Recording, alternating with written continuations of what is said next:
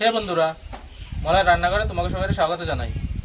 তো আজকে আমরা বানাবো চিকেন ভাপা। চিকেন ভাপা বানানোর জন্য সব থেকে প্রথমে দরকার হচ্ছে কড়াই গরম করে নেওয়া।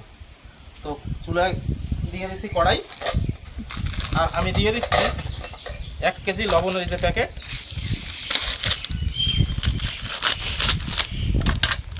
পুরোটাই এর মধ্যে দিয়ে দিচ্ছি।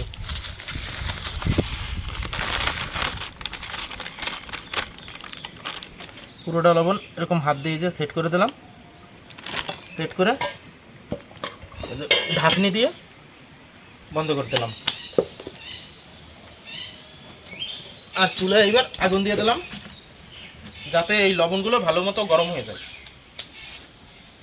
ওই লবণ প্রিহিট করার জন্য কড়াইতে রেখে দিছি।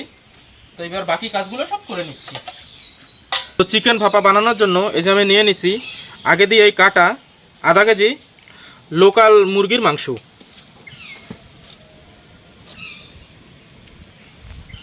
একটা এই সাইজের পেঁয়াজটা ছোট করে কুচি করে নিই।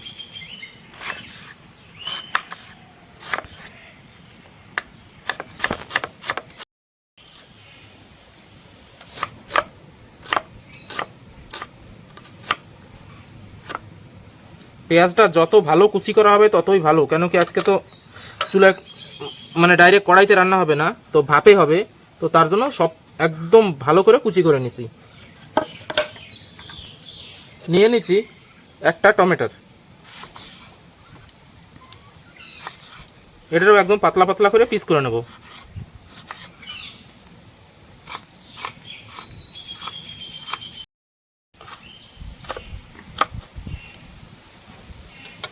এটারও ডাইরেক্ট দিয়ে দিচ্ছি মাংসের মধ্যে। নিয়ে নিছি এই সাইজের 2টা ছোট ছোট আলু।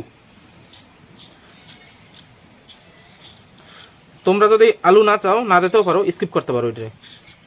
কিন্তু আমার বাড়িতে আলু না হইলে তো মাংস খাওয়া হবে না, আলু সবার অনেক পছন্দ, তার জন্য আলু দিয়ে দিচ্ছি। এই আলুটা এই যে ছোট ছোট করে কেটে নেব, বেশি বড় দেওয়া যাবে না। তো এরকম ছোট সাইজের করে কেটে নিলাম।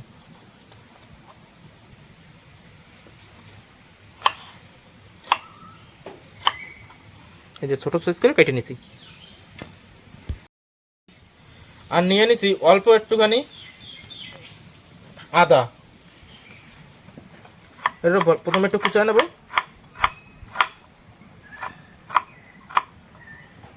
এবার হামানদিস্তা করে একটু কুটে নেব।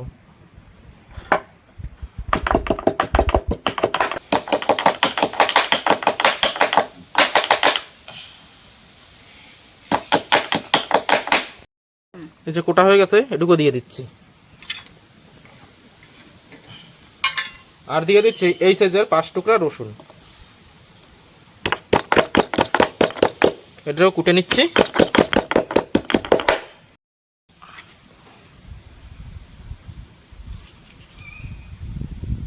সব থেকে প্রথমে দিয়ে দিচ্ছি মাপ মতো হলদি পাউডার, এবার দিয়ে দিচ্ছি মরিচ পাউডার, আর দিয়ে দিচ্ছি স্বাদ মতো লবণ, একটুখানি ধনিয়া পাউডার,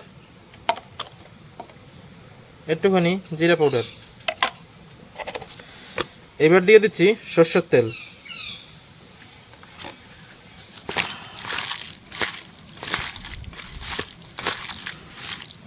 একদম ভালো করে মাখায় নেব।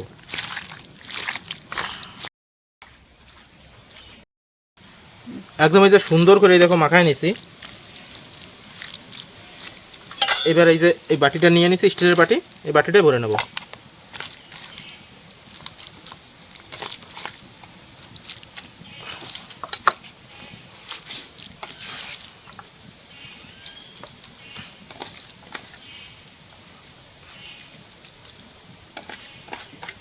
পুরোটাই বাটি ভরে গেছে।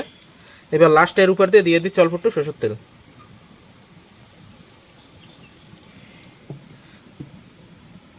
এবার ঢাকা দিয়ে কড়াইতে দিয়ে দেবো। বাটিতে মাংস ভরার পরে কমসে কম 15 মিনিট এরকম রাইখে দিতে হবে নিচেই, যাতে ভালো করে মাংসটা ম্যারিনেট হয়ে যায়। 15 মিনিট হয়ে গেছে। তো 15 মিনিট পরে এই যে লবণ যে গরম করার জন্য রাখছিলাম, এই দেখো লবণ আছে। এবারে এই দলাগুলো একটু ভাঙিয়ে তারপরে এর মধ্যে একটুখানি জায়গা বানিয়ে নিতে হবে। একদম ডাইরেক্ট কড়াইয়ের উপরে কিন্তু দেওয়া যাবে না, লবণের উপরেই দিতে হবে। তো এইভাবে দিয়ে পাশ দিয়ে লবণ দিয়ে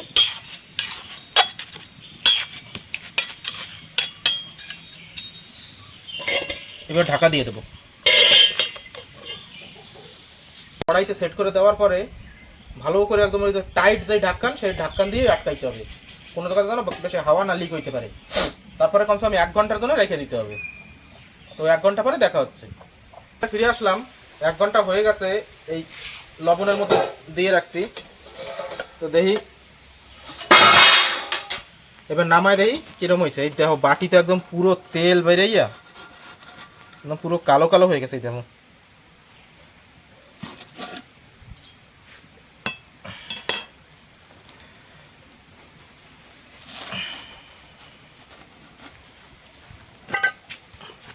আরামসেই খুলে গেল ঢাক্কান।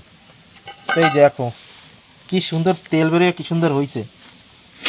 দেখি আলুটা কাইটে দেখি আলু গলছে কিনা। একদম আলু ওই যে গলে গেছে মোমের মতো, অনেক সুন্দর হয়েছে। এবার এই যে গাবলা নিয়ে আইছি, এই গাবলাটায় ঢালে দিই।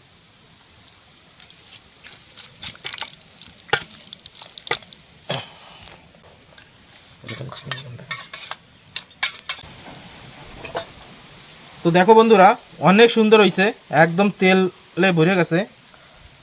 তো তোমরাও এরকম একবার ট্রাই করে দেখবা যে কীরকম হয়, আর কমেন্ট করে নিশ্চয়ই জানাবা যে তোমাকে ওটা কেমন হয়েছে, আমার মতো এরকম হয়েছে কিনা।